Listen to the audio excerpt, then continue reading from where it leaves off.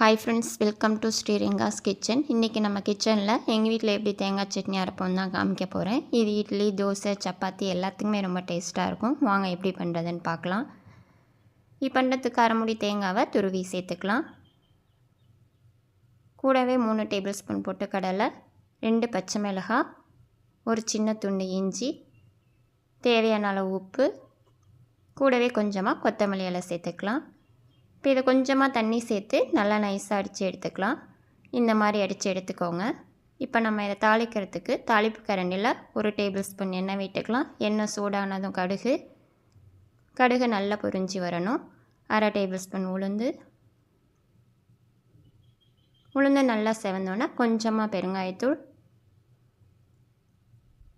கருவேப்பிலை சேர்த்து இப்போ நம்ம அடுப்பை ஆஃப் பண்ணிடலாம். நம்ம தாளித்ததை சட்னியில் சேர்த்துடலாம். அவ்வளோதான், நம்மளோட தேங்காய் சட்னி சூப்பராக ரெடி ஆகிடுச்சு. நீங்களும் இதே மாதிரி உங்கள் வீட்டில் ட்ரை பண்ணி பாருங்கள். உங்களுக்கு இந்த வீடியோ பிடிச்சிருந்தா லைக் பண்ணுங்கள், ஷேர் பண்ணுங்கள், கமெண்ட் பண்ணுங்கள். மறக்காமல் சப்ஸ்கிரைப் பண்ணுங்கள். தேங்க்யூ ஃபார் வாட்சிங்.